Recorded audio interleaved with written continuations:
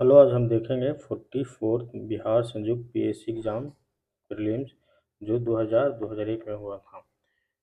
BPSC prelims. तो पहला question है, निम्नलिखित में से किसको चालकोलित युग भी कहा जाता है? तो ताम्र पाषाण युग को। जिस काल में मनुष्य ने पत्थर और तांबे के औजारों का साथ साथ प्रयोग किया, उस काल को ताम्र पाषाणी काल कहते हैं। इसे चालकोलित युग भी कहा जाता है। सर्वप्रथम जो धातु औजारों के रूप में प्रयुक्त हुई थी वह तांबा था। भारत में ताम्रपाषाण अवस्था के मुख्य क्षेत्र दक्षिणी पूर्वी राजस्थान, मध्य प्रदेश, पश्चिमी भाग, पश्चिमी महाराष्ट्र, दक्षिणी पूर्वी भारत में है। सर्वप्रथम चित्र काले और लाल मृद भांडों के अवशेष ताम्रपाषाणी काल में ही मिलते हैं। क्वेश्चन नंबर 2, निम्नलिखित में से कौन सी बात बौद्ध धर्म तथा जैन धर्म में समान नहीं है? आत्मदहन।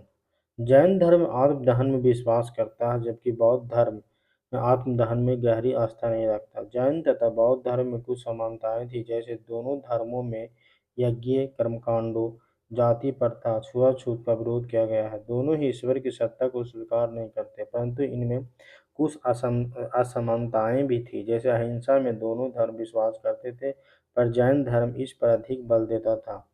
जैन धर्म में मोक्ष शरीर त्यागने के बाद ही संभव था, पर बौद्ध धर्म में निर्वाण के लिए शरीर त्यागने की आवश्यकता नहीं थी। दोनों धर्मों में महत्वपूर्ण अंतर आत्मा के विचार को लेकर था। बौद्ध धर्म अनात्मवादी है, पर पुनर्जन्म में विश्वास करता है। क्वेश्चन नंबर 3, निम्नलिखित में से किस राजा ने पाटलिपुत्र बसाया था? उदयन ने। अजातशत्रु के उत्तराधिकारी उदयन थे। गंगा एवं सोन नदी के संगम पर पाटलिपुत्र नामक स्थान पर अपनी राजधानी की स्थापना की, जो राजगिरी से स्थान से किया गया था, यानी पहले राजगिरी में राजधानी था। क्वेश्चन नंबर 4, निम्नलिखित में से किस नगर में प्रथम बौद्ध सभा आयोजित की गई थी? राजगीर में। प्रथम बौद्ध संगीत का आयोजन अजातशत्रु के शासनकाल में राजगिरी में स्थित सप्तपर्णी गुफा में 483 ईस्वी में किया गया था। इस संगीति की अध्यक्षता महाकश्यप ने की थी। इस संगीति में ही बुद्ध के उपदेशों को 2 पिटकों सूत एवं विनय पिटकों में संग्रहित किया गया था। क्वेश्चन नंबर 5, निम्नलिखित में से मगध का कौन सा राजा सिकंदर महान के समकालीन था? धनानंद। सिकंदर महान के समकालीन मगध का शासक धनानंद था। सिकंदर की सेना ब्यास नदी तक आई थी। ब्यास को पार कर आगे बढ़ने से उसकी सेना ने इनकार कर दिया, अतः सिकंदर वापस लौट गया था। क्वेश्चन नंबर 6, मौर्य वंश के पश्चात किस वंश का राज स्थापित हुआ? शुंग वंश का। पुष्यमित्र शुंग ने 184 ईसा पूर्व में अंतिम मौर्य सम्राट बृहद्रथ की हत्या कर शुंग वंश की स्थापना की। पुष्यमित्र शुंग मौर्य सेना का सेनापति था। शुंग वंश ने लगभग 112 वर्षों तक शासन किया। क्वेश्चन नंबर 7, निम्नलिखित में से किस सुल्तान से निजामुद्दीन औलिया ने भेंट करने से इनकार कर दिया था? गयासुद्दीन तुगलक। गयासुद्दीन तुगलक या गाजी मलिक 8 सितंबर 1320 में दिल्ली के सिंहासन पर बैठा। इसे तुगलक वंश का संस्थापक माना जाता है।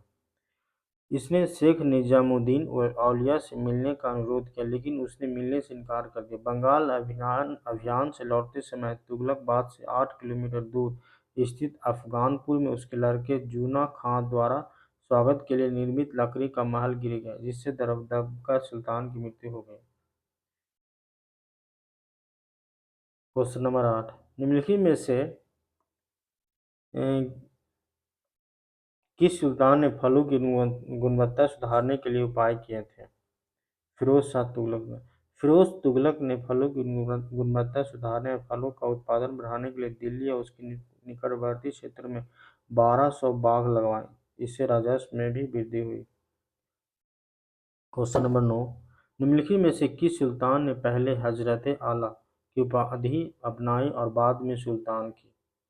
शेरशाह सूरी ने। 1529 में ही बंगाल के शासक नुसरत शाह को हराकर शेरशाह सूरी ने हजरत आला और 1540 ईस्वी में कनौज के युद्ध में हुमायूं को पराजित करके शेरशाह सुल्तान-ए-आदिल की उपाधि धारण की।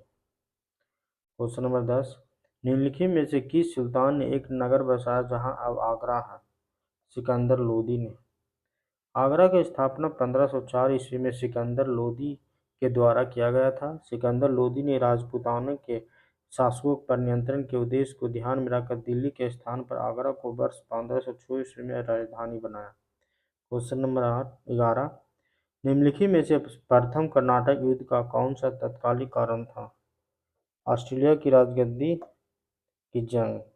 अंग्रेजों द्वारा फ्रांसीसी जहाजों का अभिग्रहण प्रथम कर्नाटक युद्ध का तत्कालिक कारण था। यह अंग्रेजों और फ्रांसीसी सेना के मध्य हुआ था जो एक्स-ला-चैपल की संधि द्वारा समाप्त हो गया। इस संधि के एक्स-ला-चैपल इस संधि की शर्तों के अनुरूप फ्रांसीसियों ने मद्रास अंग्रेजों को सौंप दिया और बदले में फ्रांसीसियों को उत्तरी अमेरिका में अपने क्षेत्र पुनः प्राप्त हो गया। Question number 12। निम्नलिखित में से किस मुगल बादशाह को वजीर गजीउद्दीन ने दिल्ली में दाखिल नहीं होने दिया था? शाह आलम द्वितीय ने। अली गौहर शाह आलम द्वितीय के नाम से दिल्ली के सिंहासन पर बैठा। इसे वजीर गजीउद्दीन ने दिल्ली में दाखिल नहीं होने दिया था, परंतु 1772 में मराठों महादजी सिंधिया के संरक्षण में शाह आलम वापस दिल्ली लौटा। इसके बाद शाह आलम द्वितीय का पुत्र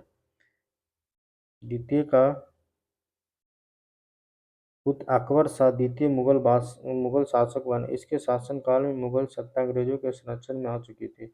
अब बादशाह का अधिकार लाल किले के अंदर ही सिमट कर रह गया था। बहादुर शाह द्वितीय अंतिम मुगल शासक था। बहादुर शाह का शायरी का नाम जाफर था। क्वेश्चन नंबर 13 में निम्नलिखित में से किस अंग्रेजी अधिकारी ने पुर्तगालियों को सौली के स्थान पर हराया था? Thomas best. विलियम हॉकिंस एक व्यापारी था और ईस्ट इंडिया कंपनी का कर्मचारी था। वह भारत में जहांगीर के समय में आया था और 1608 से 1613 तक ठहरा। थॉमस बेस्ट ने पुर्तगालियों को सूरत के पास सौली नामक स्थान पर 1612 ईस्वी में पुर्तगाली नौसेना को पराजित किया था, जिसके बाद जहांगीर ने अंग्रेजों को अनुमति दे दी थी। Question number 14। वंदे मातरम गीत लिखा गया था, किनके द्वारा लिखा गया था? बंकिम चंद्र चटर्जी के द्वारा लिखा गया था, लेकिन इसमें ऑप्शन है इसलिए इसमें से कोई नहीं होगा। Question number 15। निम्नलिखित में से किस अधिनियम के तहत लॉर्ड कॉर्नवालिस को अपनी काउंसिल के फैसलों को रद्द करने का अधिकार मिला था? 1786 में। Question number 16। निम्नलिखित में से किस भारतीय सेना ने लंदन में प्रथम गोलमेज कॉन्फ्रेंस में भाग लिया था? मौलाना मोहम्मद अली। प्रथम गोलमेज सम्मेलन 12 नवंबर 1930 को लंदन में प्रारंभ हुआ था। इस सम्मेलन का उद्घाटन तत्कालीन ब्रिटिश सम्राट जॉर्ज पंचम ने किया और प्रधानमंत्री रैमजे मैकडोनल्ड ने इस सम्मेलन की अध्यक्षता की। द्वितीय गोलमेज सम्मेलन शुरू हुआ था 7 सितंबर 1931 को। महात्मा गांधी इस सम्मेलन में भाग लेने वाले कांग्रेस के एकमात्र प्रतिनिधि थे। एनी बेसेंट ने सम्मेलन में भाग लेकर भारतीय महिलाओं का प्रतिनिधित्व किया। इस सम्मेलन से वापसी के बाद गांधी जी ने कहा, मैं खाली हाथ लौटा हूं, परंतु अपने देश की इज्जत को मैंने बट्टा नहीं लगने दिया। Question number 17। निम्नलिखित में से किस नेता ने 1906 में कलकत्ता कांग्रेस अधिवेशन की अध्यक्षता की थी? दादा भाई नौरोजी ने। दादा भाई नौरोजी ने कांग्रेस के कलकत्ता अधिवेशन 1906 की अध्यक्षता की। इस अधिवेशन में स्वदेशी बहिष्कार, राष्ट्रीय शिक्षा और स्वशासन से संबंधित 4 प्रस्ताव पारित किए गए थे। इसी अधिवेशन में दादा भाई नौरोजी ने अपनी पहली बार स्वराज की मांग प्रस्तुत की थी। Question number 18। व्यक्तित्व संग्राम इंडिविजुअल सिविल डिसओबीडियंस किसने आरंभ किया था? विनोबा भावे। महात्मा गांधी के नेतृत्व में व्यक्तित्व सत्याग्रह 1940 ईस्वी में सर्वप्रथम विनोबा भावे ने प्रारंभ किया। दूसरे सत्याग्रही जवाहरलाल नेहरू ने व्यक्ति सत्याग्रह का उद्देश्य ब्रिटिश सरकार की भारत नीति के प्रति नैतिक विरोध अभिव्यक्त करना था। Question number 19। किसकी दृष्टि में क्रिप्स प्रस्ताव एक टूटते हुए बैंक के नाम एक उत्तरदिनांतिक चेक था? महात्मा गांधी। महात्मा गांधी की दृष्टि में क्रिप्स प्रस्ताव एक टूटते हुए बैंक के नाम एक उत्तरदिनांतिक चेक था। क्रिप्स मिशन के प्रस्ताव के अंतर्गत पूर्ण स्वाधीनता के स्थान पर डोमिनियन स्टेट्स संविधान सभा में सियासत के लोगों को भाग लेने के बजाय रियासत के शासकों द्वारा नामांकित व्यक्तियों की मौजूदगी तथा भारत के संभावित विभाजन की व्यवस्थाओं पर कांग्रेस को कड़ी आपत्ति थी। क्वेश्चन नंबर 20, भारत छोड़ो आंदोलन शुरू किया गया था 1942 में। क्वेश्चन नंबर 21, फॉरवर्ड ब्लॉक की स्थापना किसने की थी? सुभाष चंद्र बोस ने 1939 ईस्वी में। दांडी यात्रा की गई थी 1930 ईस्वी में महात्मा गांधी के द्वारा 78 सहयोगियों के साथ साबरमती आश्रम से दांडी यात्रा की शुरुआत 12 मार्च 1930 की शुरुआत हुई थी। Question number 23, Congress socialist party की बैठक हुई थी, कब हुई थी? पटना में। कांग्रेस समिति की बैठक के दौरान मई 1934 में पटना में इन सदस्यों की अलग से बैठक हुई, जिसमें all India Congress socialist party को औपचारिक मान्यता प्रदान की गई। क्वेश्चन नंबर 24, स्वराज मेरा जन्मसिद्ध अधिकार है और इसे मैं लेकर रहूंगा, यह वक्तव्य किसके संबंधित है?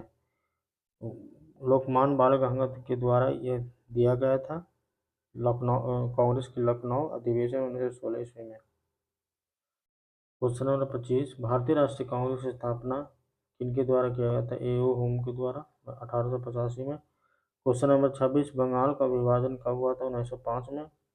लॉर्ड कर्जन द्वारा 20 जुलाई 1905 को बंगाल विभाजन की घोषणा की गई थी। क्वेश्चन नंबर 27, भारतीय राष्ट्रीय कांग्रेस का प्रथम अधिवेशन कहाँ हुआ था? मुंबई में 1885 में। क्वेश्चन नंबर 28, निम्नलिखित में कौन उग्रपंथी नहीं था? गोपाल कृष्ण गोखले। गोपाल कृष्ण गोखले कांग्रेस के नरम दल से संबंधित थे। 1905 ईस्वी में गोखले ने भारत सेवक समाज से सर्वेंट्स ऑफ इंडिया सोसाइटी की स्थापना की, जिन्हें महात्मा गांधी का राजनीतिक गुरु कहा जाता है। क्वेश्चन नंबर 29, महात्मा गांधी दिसंबर 1931 में खाली हाथ कहाँ से भारत लौटे थे? लंदन से। द्वितीय गोलमेज सम्मेलन की असफलता के बाद जब गांधी जी दिसंबर 1931 में लंदन से भारत वापस आए तो उन्होंने भारतीयों को कहा था, कहा था मैं खाली हाथ लौटा हूँ। क्वेश्चन नंबर 30, गांधी इरविन समझौते पर हस्ताक्षर हुए 1931 में। क्वेश्चन नंबर 31, असहयोग आंदोलन का आरंभ किया गया 1920 में। असहयोग आंदोलन 1 अगस्त 1920 को प्रारंभ हुआ था। इसी दिन तिलक की मृत्यु भी हुई थी। इस आंदोलन के दौरान 4 फरवरी 1922 को चौरी चौरा में हिंसक घटना हो जाने के कारण गांधी जी द्वारा इस आंदोलन को स्थगित कर दिया गया था। क्वेश्चन नंबर 32, जयप्रकाश नारायण किस आंदोलन से संबंधित थे? भारत छोड़ो आंदोलन। क्वेश्चन नंबर 33, गद्दी लोग निवासी हैं हिमाचल प्रदेश के। गद्दी हिमाचल प्रदेश की प्रमुख जनजाति है जो इसकी पश्चिमी सीमा पर पाए जाते हैं। गोंड, भील, कोल, बैगा मध्य प्रदेश की प्रमुख जनजातियां हैं। अपतानी अरुणाचल प्रदेश की प्रमुख जनजाति है। गारो, खासी और जयजितिया मेघालय की प्रमुख जनजातियां जो पहाड़ियों में रहते हैं। क्वेश्चन नंबर 34, मानस नदी किस नदी की उपनदी है? ब्रह्मपुत्र की। ब्रह्मपुत्र तिब्बत में कैलाश पर्वत की मानसरोवर झील के निकट से निकलती इसकी प्रमुख सहायक नदियां हैं मानस, सुवर्णश्री, धनश्री, तीस्ता। क्वेश्चन नंबर 35, किस नदी पर शिव समुद्रम जलप्रपात अवस्थित है? कावेरी पर। क्वेश्चन नंबर 36, गंगा नदी के किनारे सबसे बड़ा शहर कौन सा है? कानपुर। गंगा नदी के किनारे बसा कानपुर सबसे बड़ा शहर है। कानपुर को पूर्व का मैनचेस्टर भी कहा जाता है। यहाँ चमड़ा का उद्योग पहाड़ में प्रसिद्ध है। वाराणसी में भी गंगा नदी के किनारे बसा है, इसे घाटों की नगरी कहा जाता है। क्वेश्चन नंबर 37, निम्न नदियों में सबसे अधिक नदी पथ परिवर्तन किया है? कोसी नदी। कोसी गंगा की सहायक नदी। इस नदी ने अनेक बार मार्ग परिवर्तन किया है, इसे बिहार का शोक कहा जाता है। क्वेश्चन नंबर 38, कौन सी नदी भ्रंश दोषी फॉल्ट ट्रफ से होकर बहती है? नर्मदा। क्वेश्चन नंबर 39, सोन नर्मदा तथा महानदी निकलती है अमरकंटक से। नर्मदा और सोन नदी का उद्गम विंध्याचल पर्वत श्रृंखला की अमरकंटक पहाड़ियों से होता है। महानदी का उद्गम धमरती के निकट सिहावा पहाड़ी से होता है। इससे कुल लंबाई 851 किलोमीटर है। पश्चिम से पूर्व की ओर बहती हुई यह नदी छत्तीसगढ़ और उड़ीसा को पार करके बंगाल की खाड़ी में गिरती है। क्वेश्चन नंबर 40, महाराष्ट्र एवं कर्नाटक में पश्चिमी घाट कहलाते हैं सह्याद्री। महाराष्ट्र एवं कर्नाटक में पश्चिमी घाट सह्याद्री पर्वत कहलाते हैं। पश्चिमी घाट का विस्तार समुद्र तट के समानांतर गुजरात में ताप्ती की घाटी से दक्षिण में कुमारी अंतरीप तक लगभग 1600 किलोमीटर की लंबाई में फैला है। क्वेश्चन नंबर 41, भारत में सर्वोच्च पर्वत शिखर है गोंडविन ऑस्टिन। काराकोरम श्रेणी तिब्बत के पठार की रीढ़ कहलाती है। यह हिंदू कुश श्रेणी के ही क्रम में पश्चिम से पूर्व स्थित है। इसी श्रेणी में भारत का सर्वोच्च पर्वत शिखर गोंडविन ऑस्टिन या के टू 8611 मीटर स्थित है। क्वेश्चन नंबर 42, रेगूर मिट्टी सबसे ज्यादा कहाँ पाई जाती है? महाराष्ट्र में। काली या रेगूर मिट्टी एक परिपक्व मिट्टी है जो मुख्यतः दक्षिणी प्रायद्वीपीय पठार के लावा क्षेत्र में पाई जाती है। यह मिट्टी महाराष्ट्र, गुजरात में बहुतायत से पाई जाती है। इसमें नाइट्रोजन, फास्फोरस, जीवांशों की कम मात्रा पाई जाती है, जबकि चूना, पोटाश, मैग्नीशियम, एल्युमिनियम, लोहा पर्याप्त मात्रा में मिलता है। रेगूर मिट्टी कपास, ज्वार, बाजरा, गन्ना आदि की कृषि के लिए उपयुक्त होती है। क्वेश्चन नंबर 43, सारण सिंचाई नहर निकलती है गंडक से। गंगा की सहायक गंडक नदी पर त्रिवेणी घाट नामक स्थान पर बांध बनाया गया है। इसके पूर्वी किनारे से तिरहुत नगर एवं पश्चिमी किनारे से सारण नहर निकाली गई। इनसे सारण, चंपारण, मुजफ्फरपुर व दरभंगा जिलों में लगभग 10 लाख हेक्टेयर भूमि सिंचित होती है। क्वेश्चन नंबर 44, भारत का सबसे बड़ा कपास उत्पादक महाराष्ट्र है। क्वेश्चन नंबर 45, हीराकुंड बांध तैयार किया गया है महानदी पर। हीराकुंड बांध उड़ीसा की महत्वाकांक्षी परियोजना है। महानदी अपनी बाढ़ों के कारण कभी उड़ीसा का शोक कहलाती थी। हीराकुंड बांध महानदी पर संबलपुर जिले से 15 किलोमीटर ऊपर की ओर हीराकुंड नामक स्थान पर मुख्य बांध बनाया गया है। क्वेश्चन नंबर 46, प्रतिशत अधिकतम वन क्षेत्र है कहाँ? मिजोरम में।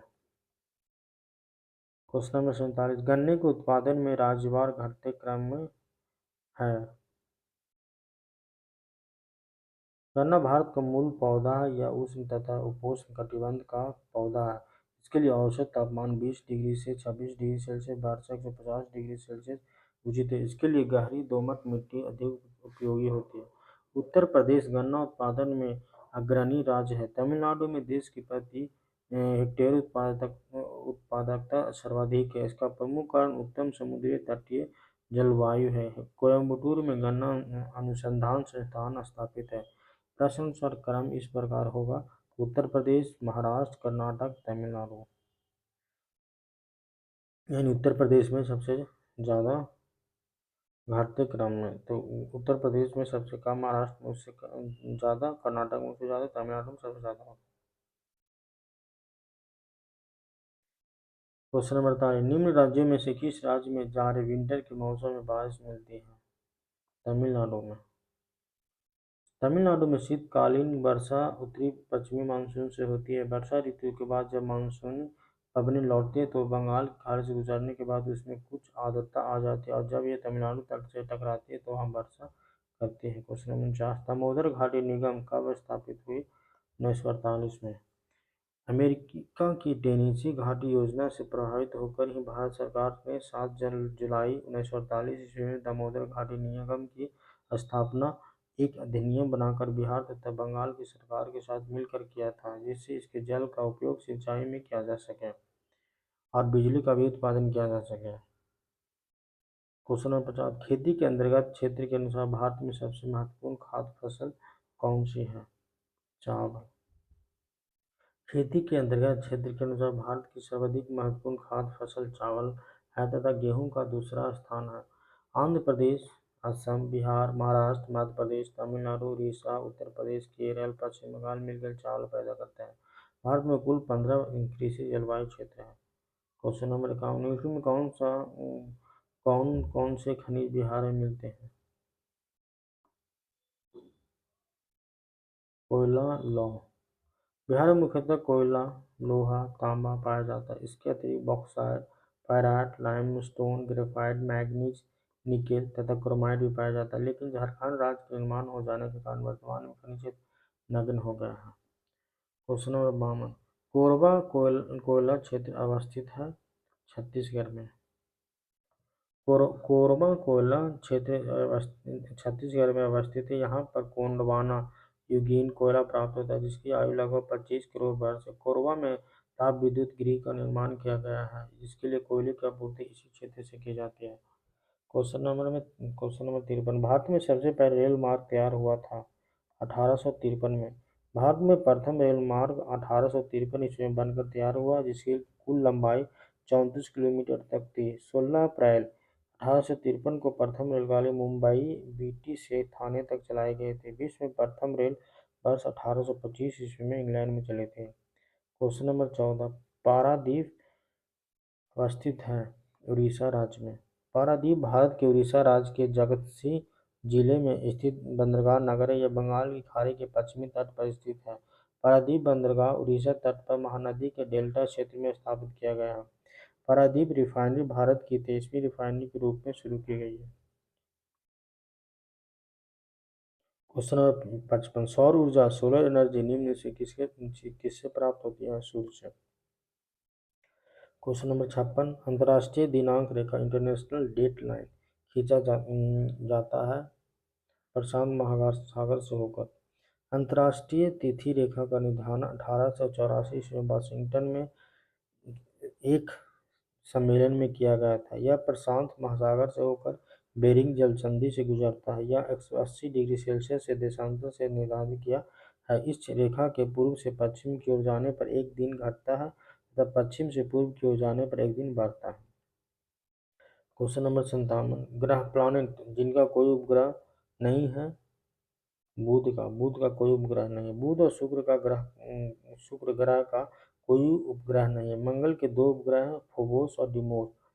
नेपच्यून वरुण के 14 उपग्रह हैं, जिसमें ट्राइटन तथा लेरिट प्रमुख हैं। क्वेश्चन नंबर 58, हमारे अंतरिक्ष में कितने तारामंडल हैं?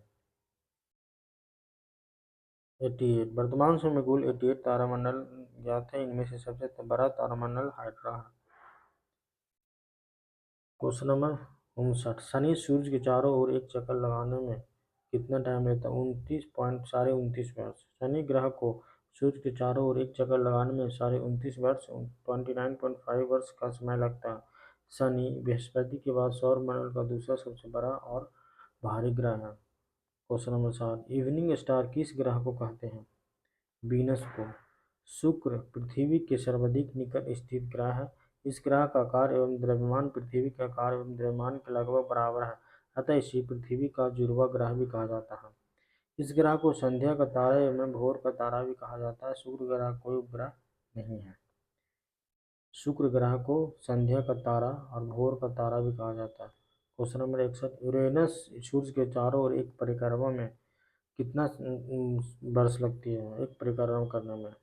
84 वर्ष। यूरेनस यूरेनस अरुण एक शीत ग्रह है, जिसके वायुमंडल में मीथेन की प्रधानता है।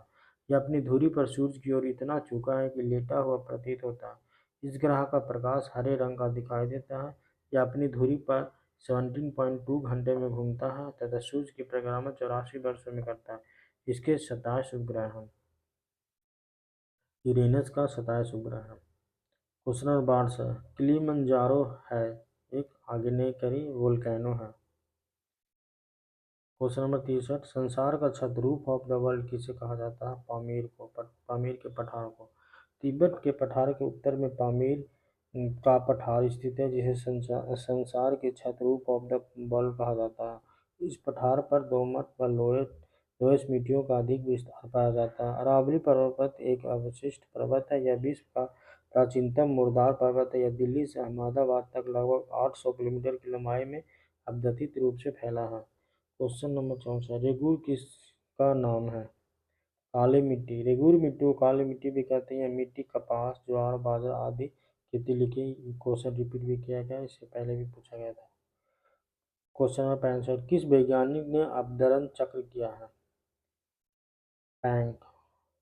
प्लैंक ने अवतरण चक्र 1924 में किया है, जबकि इस सिद्धांत का प्रतिपादन 1899 में डेविस द्वारा किया गया था। मुख्य रूप से अपरदन के कारण प्रभावित जल नदियां हिमानी वायु लहर है। यह कारण चट्टानों को काटकर तथा बहाकर जमा करते हैं। नदी के अपरदन कार्य को प्रभावित करने में जल का वेग, जल का आयतन, नदी के तल की बनावट, नदी के जल में जलोढ़ की मात्रा आदि का महत्वपूर्ण योगदान है। क्वेश्चन नंबर 4 से मलक्का जल संयोजक में आने जाने की सुविधाएं हैं हिंद महासागर से चीन सागर तक।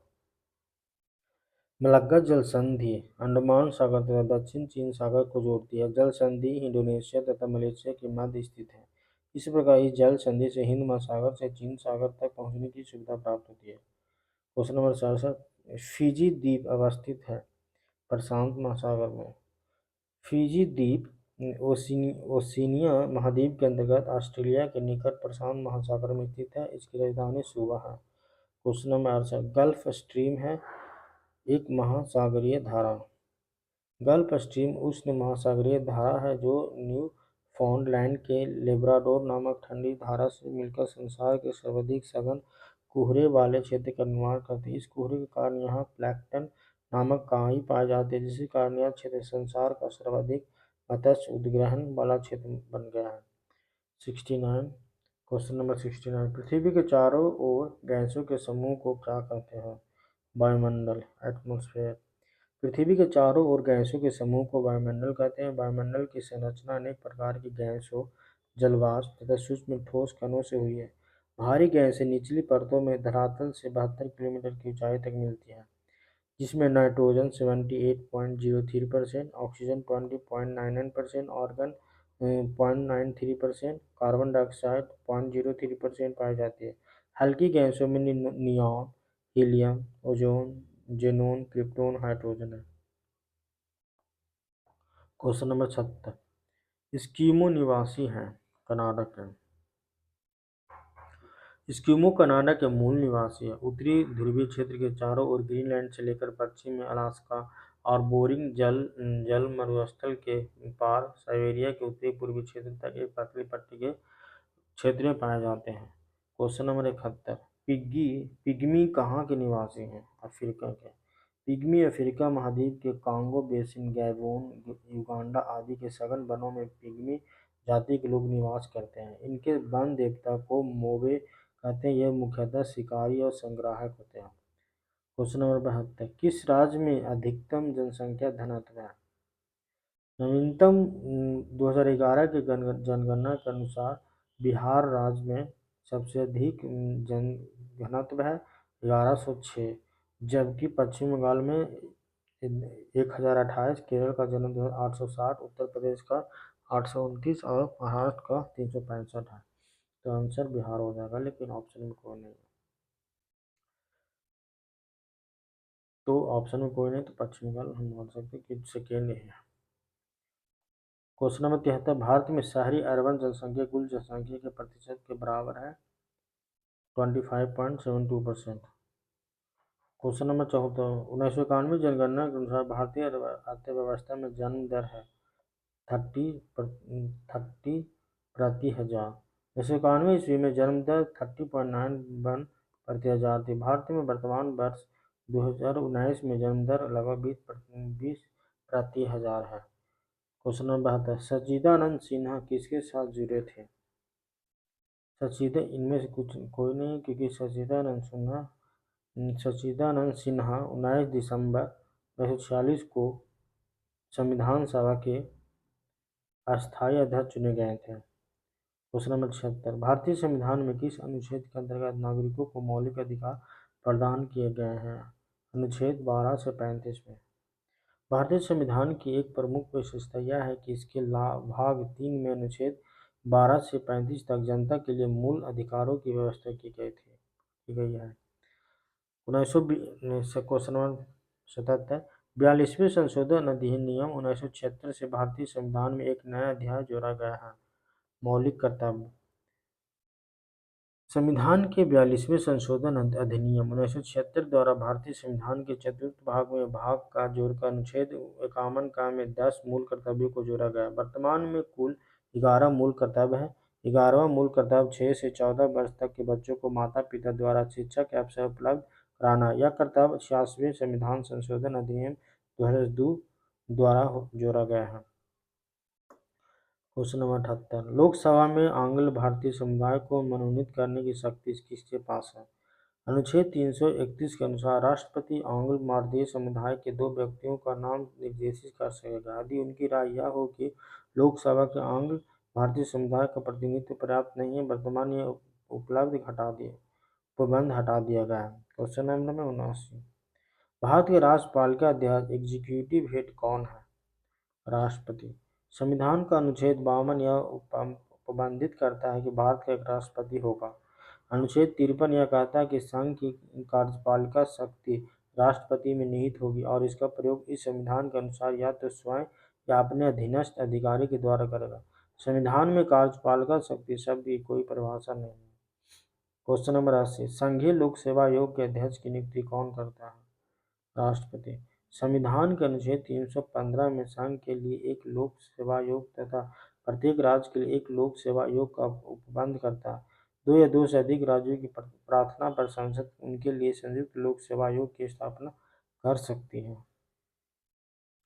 Question number 81। भारत में राष्ट्रपति का चुनाव किया जाता है एकल हस्तांतरित मत प्रणाली द्वारा। भारत के राष्ट्रपति का निर्वाचन अप्रत्यक्ष रूप से आनुपातिक प्रतिनिधित्व प्रणाली की एकल संक्रमणीय मत पद्धति द्वारा गुप्त मतदान होता है। अनुच्छेद 54 के अनुसार राष्ट्रपति चुनाव सीधे जनता द्वारा नहीं अपितु एक निर्वाचक मंडल द्वारा होता है। इस निर्वाचन मंडल में सदन के दोनों सदनों के निर्वाचित सदस्य तथा राज्यों की विधानसभाओं के निर्वाचित सदस्य सम्मिलित होते हैं। मई 1992 में 17वें संविधान संशोधन विधेयक द्वारा पांडिचेरी विधानसभा तथा दिल्ली की विधानसभा के निर्वाचित सदस्यों को राष्ट्रपति के चुनाव में भाग लेने की अनुमति प्रदान की गई। Question number 82। भारत में राज्य विधान पालिकाओं स्टेट लेजिस्लेटिव का उच्च सदन कौन सा है? विधान पालिका लेजिस्लेटिव काउंसिल। संविधान में प्रत्येक राज्य के लिए एक विधान मंडल का उपबंध है। राज्य में विधान मंडल या तो एक सदनीय होता है या तो दो सदनीय। बिहार, आंध्र प्रदेश, तेलंगाना, महाराष्ट्र, कर्नाटक और उत्तर प्रदेश में दो सदनों वाला विधान मंडल है। भारत में राज्य विधान पालिकाओं के उच्च सदन को विधान परिषद तथा निम्न सदन को विधान सभा कहते हैं। अनुच्छेद 168 अनुच्छेद 169 के अधीन संसद विधि द्वारा किसी राज्य में विधान परिषद का सृजन कर सकती है यदि उस राज्य की विधानसभा इस आशा का संकल्प कुल सदस्यों के बहुमत तथा उपस्थित और मत देने वाले सदस्यों के 2/3 बहुमत से पारित कर देती है। ऐसी कोई विधि अनुच्छेद 368 के प्रयोजन के लिए संविधान का संशोधन नहीं समझी जाएगी। Question number 83। भारत सरकार को कानूनी विषयों पर कौन परामर्श देता है? Attorney general. अनुच्छेद 76(2) के अनुसार अटॉर्नी जनरल भारत सरकार को विधि संबंधित ऐसे विषयों पर सलाह दे और विधिक स्वरूप के ऐसे अन्य कर्तव्यों का पालन कर जो राष्ट्रपति उसको समय समय पर निर्देशित करे या सौंपे और उन कृतियों का निर्वहन करे जो उसको इस संविधान अथवा तत्समय प्रवृत्त किसी अन्य विधि द्वारा प्रदान किए गए हैं। अटॉर्नी जनरल भारत सरकार का सर्वप्रथम विधि अधिकारी है। Question number 84। उच्चतम न्यायालय के न्यायाधीशों की संख्या की वृद्धि करने की शक्ति किसके पास है? संसद के पास। अनुच्छेद 124 के अनुसार संसद को उच्चतम न्यायालय की स्थापना, गठन, अधिकारिता और शक्तियों का विनिमय करने के लिए विधि बनाने की शक्ति प्राप्त है। Question number 50। किस संवैधानिक संशोधन के द्वारा पंचायती राज संस्थाओं को संवैधानिक स्तर प्राप्त हुआ है? 73वां संशोधन। Question number 86। भारत में इनमें से कौन सा विषय पंचायती राज संस्थाओं की शक्तियों के अंतर्गत नहीं आता है? न्यायिक पुनर्वीक्षण, जुडिशियल रिव्यू। संविधान के 73वें संशोधन द्वारा संविधान में 11वें अनुच्छेद जोड़कर उसमें 29 ऐसे विषयों का उल्लेख किया गया जिसमें पंचायतों को शक्ति प्राप्त होती है। ये विषय निम्न है: कृषि, भूमि सुधार, चकबंदी, भूमि अनुरक्षण, लघु सिंचाई, पशुपालन, दुग्ध एवं मुर्गी पालन, लघु एवं उत्पादन, ग्रामीण आवासन, पेयजल, ईंधन और चारा, ग्रामीण विद्युतीकरण, गैर पारंपरिक ऊर्जा स्रोत, गरीबी उपशमन कार्यक्रम, तकनीकी प्रशिक्षण एवं व्यावसायिक शिक्षा, लोक वितरण प्रणाली, स्त्री और बाल विकास आदि प्रमुख है। भारत में न्यायिक पुनर्वीक्षण का अधिकार सर्वोच्च न्यायालय को है। Question number 87। भारतीय पंचायती राज प्रतिनिधित्व करता है, शक्तियों का विकेंद्रीकरण भी करता है, लोगों की हिस्सेदारी, सामुदायिक विकास भी तंत्र भी है। भारत में पंचायती राज व्यवस्था शक्तियों के लोकतांत्रिक विकेंद्रीकरण, सामूहिक हिस्सेदारी तथा सामुदायिक विकास का प्रतिनिधित्व करता है, जिसे 73वें एवं 74वें संविधान संशोधन के माध्यम से संवैधानिक स्वरूप प्रदान किया गया। क्वेश्चन नंबर 88, भारतीय अर्थव्यवस्था का कौन सा क्षेत्र सकल राष्ट्रीय उत्पादन में सबसे अधिक योगदान करता है? तृतीय क्षेत्र। वर्तमान समय में सकल राष्ट्रीय उत्पाद में सबसे अधिक योगदान तृतीय क्षेत्र अर्थात क्षेत्र सेवा क्षेत्र के द्वारा किया जाता है। दूसरा स्थान तृतीय क्षेत्र एवं तीसरा स्थान प्राथमिक क्षेत्र का है। क्वेश्चन नंबर 89, भारतीय अर्थव्यवस्था में किस पंचवर्षीय योजना काल के दौरान कीमत स्तर घटा? प्रथम पंचवर्षीय योजना 1951-56 में विकास लक्ष्य 2.1% रखा गया था, लेकिन 3.6% की वास्तविक विकास दर प्राप्त हुई। दूसरी में लक्ष्य 4.5% था, प्राप्ति 4.1% तथा चौथी में लक्ष्य 5.7% था, प्राप्ति 3.3% की हुई। जबकि वार्षिक योजना 1990-92 में कोई लक्ष्य नहीं रखा गया था, परंतु विकास दर 3% रहे। क्वेश्चन नंबर 90, भारत में राष्ट्रीय लेखांकन सम्मक नेशनल अकाउंट स्टैटिस्टिक्स एकत्रित किए जाते हैं केंद्रीय सांख्यिकी संगठन द्वारा। भारत में केंद्रीय सांख्यिकी संगठन नियमित रूप से राष्ट्रीय आय के आंकड़े प्रकाशित करते हैं। वर्तमान में आधार वर्ष 2004-05 से बदलकर 2011-12 कर दिया गया है। इसके साथ साथ चल कीमतों पर भी कुल राष्ट्रीय आय एवं प्रति व्यक्ति आय के आंकड़े परिकलित किए जाते हैं। क्वेश्चन नंबर 91, भारत में कौन सा कृषि वित्त एग्रीकल्चर फाइनेंस का स्रोत नहीं है? सभी है, सहकारी समितियां, व्यापारिक बैंक, क्षेत्रीय ग्रामीण बैंक, यानी आंसर डी होगा। क्वेश्चन नंबर 92, भारत में औद्योगिक वित्त का कौन सा इनमें से स्रोत नहीं है? नाबार्ड। औद्योगिक वित्त प्रदान वाली प्रमुख संस्थाओं में भारतीय औद्योगिक विकास बैंक (IDBI), भारतीय औद्योगिक वित्त निगम (IFCI), भारतीय औद्योगिक ऋण एवं विनिवेश निगम (ICICI बैंक), भारतीय लघु औद्योगिक विकास बैंक, भारतीय यूनिट ट्रस्ट (UTI), भारतीय औद्योगिक निर्माण बैंक (IRBI), राज्य वित्त निगम (SFC) आदि है। क्वेश्चन नंबर 93, किस वर्ष में भारतीय रुपये का महीने में 2 बार अवमूल्यन किया गया था? 1991 में। भारत में रुपये का 3 बार अवमूल्यन किया जा चुका है। प्रथम बार 19 सितंबर 1949 में भारतीय रुपये को 30.5% अवमूल्यन किया गया था। 9 सितंबर 1949 को। दूसरी बार 6 जून 1966 को रुपये को 36.5% अवमूल्यन कर दिया गया था। तीसरी बार 1 जुलाई और फिर 3 जुलाई 1991 में 2 बार अवमूल्यन किया गया था। अवमूल्यन में तात्पर्य देश की मौद्रिक इकाई के मूल्य को विदेशी मुद्रा के सापेक्ष जानबूझकर कम करने से है। अवमूल्यन से विदेशी बाजारों में निर्यात सस्ता हो जाता है और घरेलू बाजार में आयात महंगा हो जाता है। इस प्रकार इससे निर्यात अधिक एवं आयात कम हो जाता है। अवमूल्यन मतलब कम करना, वैल्यू कम करना। क्वेश्चन नंबर 94, भारत में निर्गमन प्रणाली नोट इश्यू आधारित है, न्यूनतम कोष प्रणाली पर। 95, भारत की बैंकिंग प्रणाली में उच्चतम बैंक कौन सा है? Reserve bank of India. Reserve bank of India Bharat का केंद्रीय बैंक है। करेंसी नोटों का निर्गमन, सरकारी बैंकर के रूप में कार्य, बैंकों के बैंक के रूप में कार्य, विदेशी विनिमय को नियंत्रित करना, साख नियंत्रण, कृषि हेतु वित्त की व्यवस्था, बैंक दर निर्धारित करना आदि रिजर्व बैंक के प्रमुख कार्य हैं।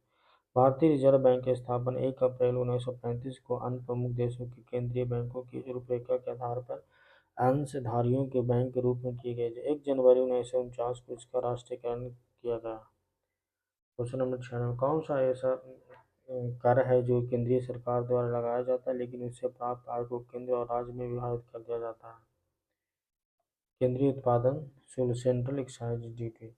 केंद्रीय उत्पादन शुल्क का केंद्र और राज्य सरकारों के बीच विभाजन मध्य परमिसिव है। केंद्रीय उत्पाद शुल्क केंद्र सरकार द्वारा लगाया जाता है लेकिन उससे प्राप्त आय को केंद्र और राज्यों में विभाजित कर दिया जाता है।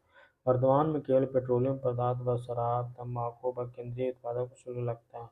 अन्य वस्तुओं में इस शुल्क को हटाकर GST में सम्मिलित कर दिया गया है। क्वेश्चन नंबर 97, भारत के लिए किस देश से सर्वाधिक द्विपक्षीय सहायता आती है? USA। वर्तमान परिदृश्य में भारत के लिए सर्वाधिक द्विपक्षीय सहायता देश के संदर्भ में संयुक्त राज्य अमेरिका से प्राप्त होती थी। पढ़ने में काम आने वाले ग्लासेस किस प्रकार के लेंस से बने होते हैं? उत्तर आपका दोनों लेंस से, यानी आंसर डी होगा। पढ़ने में काम आने वाले ग्लासेस उत्तर तथा अवतल दोनों लेंस से बनते हैं। उत्तर लेंस दूरदृष्टि तथा अवतल लेंस निकट दृष्टि दोष से हेतु प्रयोग करता है। 99 निम्न में से कौन सी धातु रोशनी के बल्बों में फिलामेंट के रूप में प्रयोग होता है? टंगस्टन। क्वेश्चन नंबर 100 ठोस कपूर से कपूर वाष्प बनाने की प्रक्रिया को कहते हैं? सबलाइमेशन। उदर्वपातन।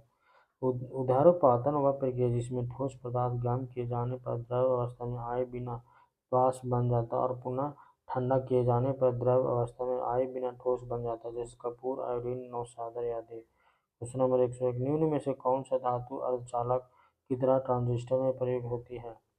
जर्मेनियम। जर्मेनियम और सिलिकॉन धातु का प्रयोग ट्रांजिस्टर में अर्धचालक के रूप में किया जाता है। क्वेश्चन नंबर 102 टरबाइन व डायनमो से बिजली प्राप्त करने में किस ऊर्जा को विद्युत ऊर्जा में परिवर्तित करते हैं? मैकेनिकल ऊर्जा को। विद्युत जनित्र के द्वारा यांत्रिक ऊर्जा को विद्युत ऊर्जा में बदला जाता है। विद्युत जनित्र का सिद्धांत विद्युत चुम्बकीय प्रेरण पर आधारित है। टरबाइन को जल की धारा से चलाकर विद्युत का उत्पादन किया जाता है।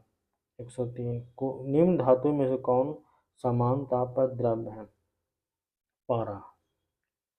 पारा का प्रयोग थर्मामीटर बनाने तथा अमालगम बनाने में किया जाता है। प्रकृति में पारे को छोड़कर लगभग सभी धातुएं ठोस अवस्था में पाई जाती है।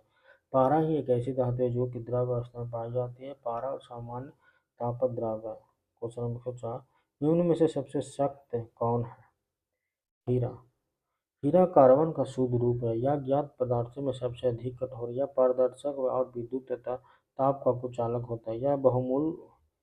यह पारदर्शक, विद्युत तथा ताप का कुचालक है, न कि कुचालक। यह बहुमूल्य रत्न माना जाता है। हीरे का उपयोग शीशा काटने में किया जाता है। क्वेश्चन नंबर 105 निम्न में से किसके शुष्क बर्फ कहते हैं? ठोस कार्बन डाइऑक्साइड को। ठोस कार्बन डाइऑक्साइड को शुष्क बर्फ कहा जाता है। यह मुख्यतः शीतलन अभिकर्मक के रूप में प्रयोग किया जाता है। क्वेश्चन नंबर 2 निम्न में से कौन सा पदार्थ साबुन बनाने में प्रयोग होता है? वनस्पति तेल।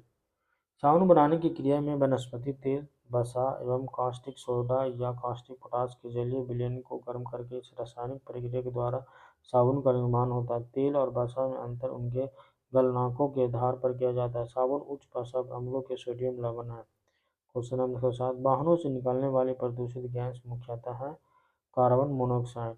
मोटर वाहनों से निकलने वाले धुएं में मुख्यतः सीसा, कार्बन मोनोऑक्साइड तथा नाइट्रोजन का ऑक्साइड होता है, जिसके परिणाम स्वरूप आँख में एवं नाक में जलन होती है तथा श्वास संबंधी एवं फेफड़े के रोग उत्पन्न हो जाते हैं। क्वेश्चन नंबर 108 खाना बनाने में प्रयोग की जाने वाली गैस मुख्यतः है मीथेन। मीथेन एक रंगहीन, गंधहीन एवं स्वादहीन गैस है। यह गैस अधिकतर दलदली क्षेत्रों में पाई जाती है, जिसके कारण इसे मार्स गैस भी कहा जाता है। इसका उपयोग मिथिल एल्कोहल, क्लोरोफॉर्म, रंग, मोटर टायर, छापे खाने की स्याही, पेंट, भोजन बनाने के आदि में किया जाता है। क्वेश्चन नंबर 109 डॉक्टरों द्वारा एनेस्थीसिया के रूप में प्रयोग होने वाली आस गैस है नाइट्रस ऑक्साइड। डॉक्टर द्वारा निश्चेतक एनेस्थीसिया का प्रयोग संवेदना को कम करने के लिए प्रयोग किया जाता है। नाइट्रस ऑक्साइड का प्रयोग भी शल्य चिकित्सा के समय निश्चेतक के रूप में किया जाता है। नाइट्रस ऑक्साइड को हास गैस भी कहते हैं। क्वेश्चन नंबर 110 निम्न पदार्थ में कौन सा पदार्थ खाने की वस्तुओं का परीक्षण प्रिजर्वेशन में प्रयोग होता है? Sodium benzoate. क्वेश्चन नंबर 111 पौधे व पेड़ का खाना तैयार की प्रक्रिया को कहते हैं फोटोसिंथेसिस। पौधे पर्णहरित क्लोरोफिल और सूर्य के प्रकाश की उपस्थिति में पत्तियों के माध्यम से कार्बन डाइऑक्साइड ग्रहण करते हैं और कार्बन डाइऑक्साइड को कार्बन और ऑक्सीजन के रूप में विच्छेदित करते हैं। पौधे इसी क्रिया द्वारा अपने भोज्य पदार्थ तैयार करते हैं। इसे प्रकाश संश्लेषण फोटोसिंथेसिस कहा जाता है। पौधे में प्रकाश संश्लेषण, श्वसन और वाष्पोत्सर्जन की क्रियाएं पत्तियों द्वारा होती है। क्वेश्चन 112 जैविक सिस्टम लिविंग सिस्टम में रासायनिक क्रिया की प्रक्रिया को तेज कैटलिस्ट करने में उत्तरदायी पदार्थ है एंजाइम। जैविक प्रक्रिया में रासायनिक क्रिया की प्रक्रिया को तेज करने के लिए एंजाइम पदार्थ जिम्मेदार है। कार्बनिक पदार्थों जैसे प्रोटीन, कार्बोहाइड्रेट तथा वसा को सरल अम्ल में परिवर्तित करने की प्रक्रिया एंजाइम द्वारा ही संपन्न होती है। एंजाइम मूलतः प्रोटीन होता है। प्रश्न नंबर 13, निम्नलिखित में से किसकी कमी से मनुष्य में मधुमेह होता है? इंसुलिन की कमी से। इसलिए डायबिटीज में इंसुलिन इंजेक्ट किया जाता है, चढ़ाया जाता है। इंसुलिन अग्नाशय के एक भाग लैंगर-हैंस की दीपिका के द्वारा स्रावित एक प्रकार का हार्मोन है जो रक्त शर्करा की मात्रा को नियंत्रित करता है। इसके अल्प स्रावन से मधुमेह या डायबिटीज नामक रोग हो जाता है। इसके अति स्रावन से हाइपोग्लाइसीमिया नामक रोग हो जाता है। इस रोग से जनन क्षमता तथा दृष्टि ज्ञान कम होने लगता है। इसे ही इंसुलिन आघात कहते हैं। इंसुलिन ग्लूकोज के उपापचय का नियमन करता है या आरएनए संश्लेषण को प्रभावित करता है। क्वेश्चन नंबर 114, विटामिन जो खट्टे फलों में पाया जाता है तथा चर्म को स्वस्थ रखने में जरूरी होता है। Vitamin C. विटामिन सी जल में विलय विटामिन है। इसका रासायनिक नाम एस्कॉर्बिक एसिड है। इसी कमी से स्कर्वी नामक रोग हो जाता है। यह खट्टे से रसेदार फलों जैसे नींबू, संतरा, चीकू, आंवला तथा टमाटर आदि इत्यादि में पाया जाता है। क्वेश्चन नंबर 115, मनुष्य शरीर में खून की शुद्धिकरण की प्रक्रिया को कहते हैं डायलिसिस। रक्त में पोषक तत्व तथा अपशिष्ट दोनों पदार्थ होते हैं। इन्हें विशेष विधि से छानकर अलग किया जाता है। इस प्रक्रिया में उपयोगी पदार्थों को शरीर में रोककर अपशिष्ट पदार्थों को उत्सर्जित करता है। महाधमनी की शाखाओं से रक्त वृक्कों में पहुंचता है। कोशिका की भित्ति से रक्त चलता है। अविवाहित धमनी रक्त में विषैले उत्सर्जित पदार्थ जैसे यूरिया, यूरिक अम्ल, नाइट्रोजन यौगिक आदि होते हैं। छने हुए रक्त में ग्लूकोज, लवण, नाइट्रोजन के यौगिक मिलते हैं। इस क्रिया को अपोहन अथवा डायलिसिस कहते हैं। पोलियोमाइलाइटिस विषाणु द्वारा होता है। इसे तंत्रिक का तंत्र प्रभावित होकर लकवे पैरालिसिस के लक्षण पैदा करते हैं। क्वेश्चन नंबर 116, प्रथम भारतीय उपग्रह आर्यभट्ट कब छोड़ा गया? 9 अप्रैल 1975 को। भारत का प्रथम उपग्रह आर्यभट्ट 19 अप्रैल 1975 को गामा किरण एक्स किरण में अल्ट्रावायलेट किरणों का अध्ययन करने के लिए सोवियत संघ की सहायता से प्रक्षेपित किया गया था। यह प्रक्षेपण कॉस्मोस 3M प्रक्षेपण यान द्वारा किया गया। क्वेश्चन नंबर 117, इनसैट 2 कब छोड़ा गया? 10 जुलाई 1992 को। निम्नलिखित में किस भारतीय को रॉबर्ट क्लाइव ने बिहार का नायब दीवान नियुक्त किया था? सिताब राय को। राजा सिताब राय को रॉबर्ट क्लाइव ने बिहार का नायब दीवान तथा मोहम्मद रजा खान को बंगाल का नायब नियुक्त किया गया था। क्वेश्चन नंबर 19, इनमें से कौन बिहार में किसान आंदोलन के साथ जुड़े थे? राजेंद्र प्रसाद। बिहार में साक्षरता की प्रतिशत है। क्वेश्चन नंबर 120, जनगणना 2011 के अनुसार निम्नलिखित आंकड़े अनुसार बिहार में साक्षरता का प्रतिशत 61.8 है, जिसमें पुरुष साक्षरता 71.2% तथा स्त्री साक्षरता 51.5% है। साक्षरता से आशय 7 वर्ष से अधिक उम्र के उन व्यक्तियों से हैं जो किसी भी भाषा को पढ़ एवं लिख सकते हो। सर्वाधिक साक्षरता दर केरल की है तथा सबसे कम बिहार राज्य की है। 2000 में बिहार का साक्षरता 4.7% थी।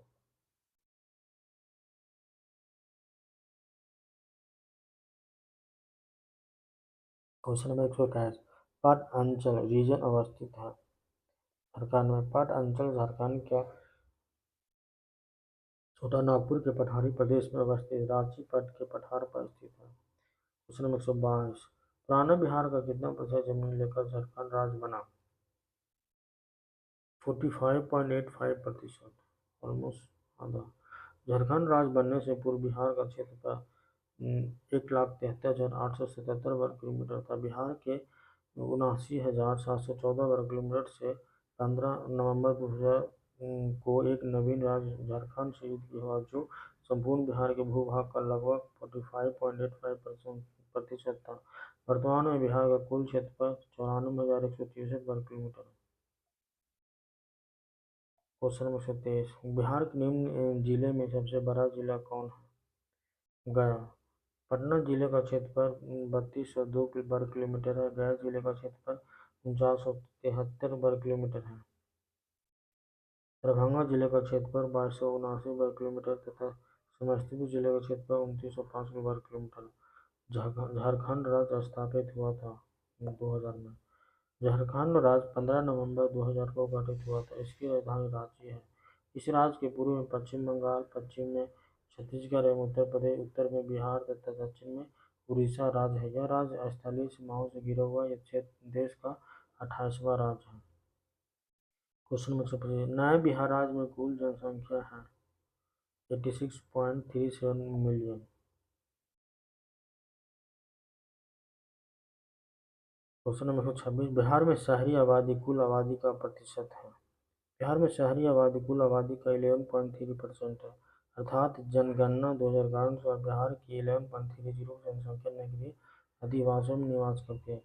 ब्रिटिश शासन के दौरान बिहार को एक अलग प्रांत का दर्जा किस वर्ष हुआ था? 1912 को। 1 अप्रैल 1912 ईस्वी को बिहार और उड़ीसा को मिलाकर एक प्रांत बनाया गया जिसकी राजधानी पटना थी। 1 अप्रैल 1936 में बिहार से उड़ीसा को अलग कर दिया गया। क्वेश्चन नंबर 118, निम्न में से किस नगर में सूर्य मंदिर स्थित है? देव। बिहार के औरंगाबाद जिले में देव में सूर्य मंदिर स्थित है। बोध गया में महात्मा बुद्ध को ज्ञान प्राप्त होने के कारण यह नगर विश्व भर में प्रसिद्ध है। यहाँ महात्मा बुद्ध के बड़े बड़े मंदिर बने हुए हैं। यहाँ का महाबोधि मंदिर प्रसिद्ध है। गया शहर फाल्गु नदी के किनारे बसा है। विष्णुपद मंदिर होने के कारण यह एक महत्वपूर्ण तीर्थ स्थान है। रांची झारखंड राज्य की राजधानी है। निम्नलिखित में से किस नगर में जापानियों ने विश्व शांति स्तूप निर्माण करवाया है? बोध गया में। क्वेश्चन नंबर 130, बिहार में तेल शोधक कारखाना है बरौनी में। क्वेश्चन नंबर 131, पलामू किस खनिज के लिए प्रसिद्ध है? ऑक्साइड अयस्क के लिए। पलामू चूना पत्थर लाइमस्टोन के लिए प्रसिद्ध है। लौह अयस्क झारखंड के सिंहभूम जिले के जामदा व मुंडे गुवा बोरू पंसिया पलामू तथा दुमका जिले में पाया जाता है। क्वेश्चन नंबर 132, बिहार में क्षेत्र के प्रतिशत के रूप में कुल वन क्षेत्र है। वन स्थिति रिपोर्ट 2021 के अनुसार बिहार का वनावरण 7380.79 वर्ग किलोमीटर बिहार कुल भौगोलिक क्षेत्रफल का 7.84% है। 2019 के रिपोर्ट की तुलना में बिहार में वनावरण में 75 वर्ग किलोमीटर की वृद्धि हुई है। इनमें कौन सा जिला झारखंड राज्य में शामिल नहीं है? सभी जिला झारखंड राज्य में शामिल है। 1991 की जनगणना के अनुसार बिहार में शहरी जनसंख्या का अनुपात क्या है? 13.14%। सन 1991 में बिहार की कुल जनसंख्या इतना थी, जिसमें शहरी जनसंख्या इतना होने पर कुल जनसंख्या 13.14% बिहार में शहरी जनसंख्या अनुपात था। जनगणना 2011 के अनुसार बिहार में शहरी जनसंख्या अनुपात 7.3% है। बिहार राज्य की मुख्य नगद फसल कैश क्रॉप कौन सा है? गन्ना। क्वेश्चन नंबर 136, बिहार का कौन सा शहर वन्य जीव सेंचुरी और राष्ट्रीय पार्क के लिए प्रसिद्ध है? हजारीबाग। हजारीबाग झारखंड में है। क्वेश्चन नंबर 137, बिहार में कृषि के अंतर्गत क्षेत्र है 95,00,000 हेक्टेयर। राजेंद्र प्रसाद कहाँ के रहने वाले थे? बिहार के। बिरसा मुंडा किसके पक्ष में थे? झारखंड का। अभी मैथ क्वेश्चन आ गया तो मैथ में हम देखेंगे। उसके बाद करेंट अफेयर्स। तेल एवं प्राकृतिक गैस आयोग ONGC कब स्थापित हुआ था? 1956 में। भारत में तेल की खोज एवं उसके उत्पादन का कार्य व्यापक और व्यवस्थित रूप से 14 अगस्त 1956 ईस्वी में तेल और प्राकृतिक गैस आयोग की स्थापना से शुरू हुआ। भारत सरकार द्वारा इसे वर्ष 1997 में नवरत्न तथा वर्ष 2010 में महारत्न का दर्जा प्रदान किया गया। Thanks for watching.